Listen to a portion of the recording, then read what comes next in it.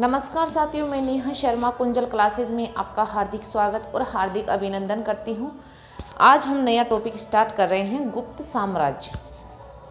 देखो, जो टॉपिक मैं करवा चुकी हूँ 32-33 क्लासें में दे चुकी हूँ आपको रीड प्री की, तो आपको साथ के साथ में याद करनी है, साथ के साथ में नोट्स बना लेने हैं और साथ के साथ में आपको ऑब्जेक्टिव क्वेश्चन ज़्यादा से ज़्यादा निकालने हैं, ताकि आपकी प्रैक्टिस ज़्यादा से ज़्यादा और बहुत अच्छी हो जाएगी। तो आप ज़्यादा वक्त आपके पास नहीं है शादी समारोह में इधर उधर घूमने में, अपना जो बेशकीमती समय है उसको व्यर्थ ना गवाए। मेरे कहने का मतलब तो यही है, और वैसे आप जैसे आपकी मर्जी वैसे आप करो। अगर जो शिद्दत से, मन लगन उत्साह से तैयारी कर रहे हैं और जो सेलेक्ट होना चाहते हैं, रीड प्री क्लियर करना चाहते हैं और आगे अपना जो टीचर बनने का सपना देख रहा है, उन बच्चों के लिए तो विशेषकर ये क्लासें बहुत इम्पोर्टेंट हैं। और जो एक केवल फॉर्मेलिटी पूरी कर रहे हैं कि मैं एग्ज़ाम दूंगा या दूंगी, केवल एग्ज़ाम देनी है मुझे, बल्कि पास नहीं करनी है एग्ज़ाम, तो उनके लिए तो इस वीडियो की और इन क्लासों की कोई वैल्यू नहीं है। तो वही विद्यार्थी कंटिन्यू रहे जो वास्तव में सिलेक्ट होना चाहते हैं, और कंटिन्यूटी बहुत ज़रूरी है। अगर रेगुलरिटी नहीं रखोगे आप तो आपका सिलेक्शन नहीं होगा, ये मैं अभी बोल देती हूँ। ये नहीं है कि 2 दिन क्लास देख रहे हो, 4 दिन फिर गायब, फिर 2 दिन देख रहे हो, फिर 5 दिन गायब, ऐसे नहीं होता है। मतलब कि रेगुलर रहो, रेगुलर रहोगे तो आपको काफ़ी फ़ायदा मिलेगा। ठीक है, तो हम अपना जो कीमती समय इसको फालतू में व्यर्थ नहीं गवाएंगे और हम अपने टॉपिक की ओर बढ़ते हैं। जो हमारा टॉपिक है गुप्त साम्राज्य। गुप्त साम्राज्य। अब गुप्तों की जानकारी की है। सबसे पहले गुप्त वंश का जो आदि पुरुष है वो श्रीगुप्त, और जो गुप्त वंश का वास्तविक संस्थापक है वो चंद्रगुप्त प्रथम है। लेकिन गुप्तों की जानकारी के स्रोत कौन कौन से? गुप्तों की जानकारी के स्रोत अब देखो कौन कौन से हैं।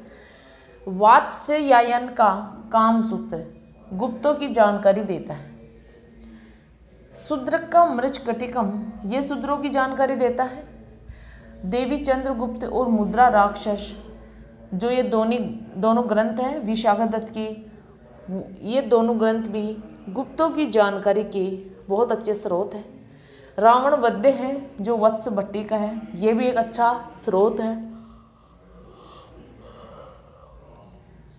कालिदास की रचनाएं जो संस्कृत के विद्यार्थी हैं वो तो अच्छे से जानते हैं, 7 रचनाएं हैं वो भी गुप्तों की जानकारी के स्रोत हैं। 7 रचनाएं हैं। इनकी एक ट्रिक है, देखो ट्रिक है, यहाँ पे लिख देती हूँ मैं ट्रिक को। री कुमावी मेर अभी, री कुमावी मेर अभी, ये ट्रिक है, कालिदास की रचनाओं की ट्रिक है। ऋतु संहार, कुमार संभव, मालविका अग्निमित्रम, विक्रमोर्वशीयम, मेघदूत, रघुवंशम और अभिज्ञान शाकुंतलम। री कुमावी मेर अभी। तो ये जो जितने भी ये ग्रंथ है वो गुप्तों की जानकारी के स्रोत है ये सभी। अब गुप्तों की उत्पत्ति कैसे हुई? कौन कौन से विद्वान है जो ब्राह्मण, क्षत्रिय, वैश्य और शूद्र 4 वर्ण है। अब चारों में से अलग अलग विद्वान अलग अलग मत देते हैं। अब देखो,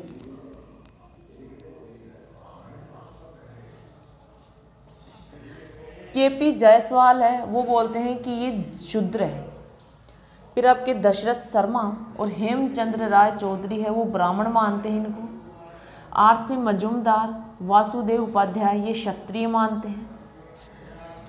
एलेन अल्टेकर, आयंकर और रोमिला थापर ये वैश्य मानते हैं इनको कि ये वैश्य हैं। ये सब अलग अलग विद्वान अलग अलग मत देते हैं। ये जानकारी के स्रोत हैं, ये इनकी उत्पत्ति के स्रोत है। अब है गुप्त वंश का आदि पुरुष श्रीगुप्त है। गुप्त वंश का संस्थापक चंद्रगुप्त प्रथम है। तो इसका स्क्रीनशॉट ले लीजिए और साथ के साथ में नोट्स बना लेना, साथ के साथ में याद भी कर लेना। अब देखो हम जो गुप्त काल के जो शासक हैं उनको विस्तार पूर्वक देखेंगे। तो चंद्रगुप्त प्रथम, सबसे पहले शासक चंद्रगुप्त प्रथम है। तो चंद्रगुप्त प्रथम ने पाटलिपुत्र को क्या बनाया था? राजधानी। क्या बनाया था?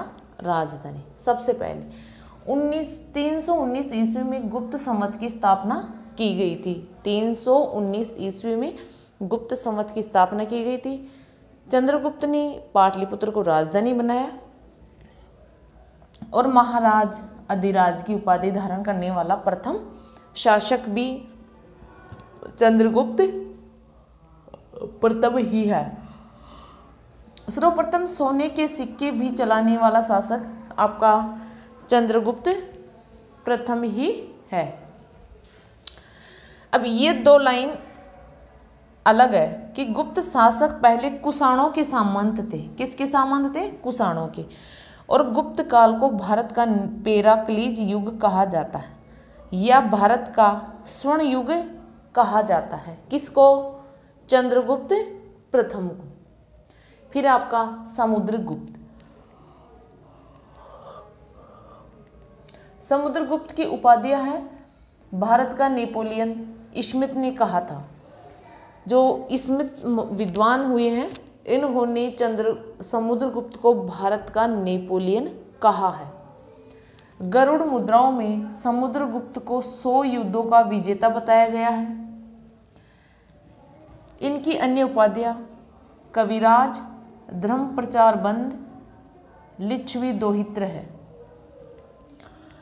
समुद्रगुप्त ने गुप्त साम्राज्य का सर्वाधिक विस्तार किया है। सबसे ज्यादा गुप्त साम्राज्य का विस्तार करने वाला शासक समुद्रगुप्त है। स यानी समुद्रगुप्त और स यानी सर्वाधिक। समुद्रगुप्त की विजयों की जानकारी आपके प्रयाग प्रशस्ति अभिलेख में मिलती है। और समुद्रगुप्त ने गाजीपुर से जबलपुर तक के 18 राज्य परिचारी की कृत नीति से जीते थे। तो आपका ये चंद्रगुप्त और समुद्रगुप्त इस स्लाइड में कंप्लीट हो गया है। ये बिल्कुल आपके लिए मक्खन है, बिल्कुल मक्खन है ये। आपको बस घोल कर पी जाना है और कुछ भी नहीं करना है। इसका स्क्रीनशॉट ले लीजिए।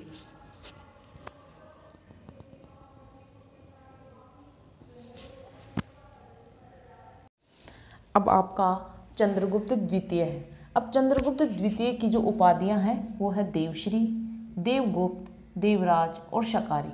शकों को पराजित करने के कारण इनको शकारी की उपाधि दी गई थी। शकों को पराजित करने के कारण, शकों को पराजित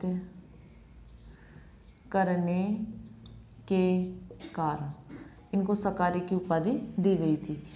सबसे पहले चांदी के सिक्के भी चंद्रगुप्त द्वितीय के समय ही चले थे। फिर है उज्जैन को राजधानी चंद्रगुप्त द्वितीय ने बनाया था। और चंद्रगुप्त द्वितीय की नवरत्न कौन कौन से हैं? देखो, नवरत्न और इनके पास कौन सा विभाग था? तो अमर सिंह, इनके पास कोशकार था। धनवंतरी, ये चिकित्सक थे। वररुचि, ये व्याकरण थे। शंकु, ये वास्तुकार थे। वराह मिहिर, ये ज्योतिष थे। फिर है शपणक, ये ज्योतिष थे। कालिदास विद्वान थे। घटकर पर कूटनीतिज्ञ थे। बेताल भट्ट, ये जादूगर थे। अब आपका जो कुमारगुप्त है इसकी भी उपाधियां और इन्होंने कौन कौन से अच्छे कार्य किए थे? तो उपाधियां हैं इनकी श्री महेंद्र, महेंद्रादित्य, ये दोनों उपाधियां कुमारगुप्त की है। और सर्वाधिक समय तक शासन करने वाला शासक कौन था? कुमारगुप्त। इन्होंने सर्वाधिक समय तक शासन किया था। सर्वाधिक अभिलेख कुमारगुप्त के समय बने। सर्वाधिक सिक्के भी इन्हीं के समय बने थे। और इनके समय सबसे बड़ी बात यह है पुष्यमित्रों का आक्रमण इन्हीं के समय हुआ था। इनके समय ही नालंदा विश्वविद्यालय की स्थापना की गई थी। नालंदा विश्वविद्यालय, पुष्यमित्रों का आक्रमण, सर्वाधिक अभिलेख, सर्वाधिक सिक्के, ये सभी जो बड़े काम है वो कुमारगुप्त के खाते में है। फिर है स्कंदगुप्त, ये अंतिम महान शासक है और अयोध्या को राजधानी बनाया और पुष्यमित्रों को पराजित किया। और सुदर्शन झील का पुनर्निर्माण भी इसी के समय हुआ था। तो ये आपके जो शासक हैं वो कंप्लीट हो गए हैं।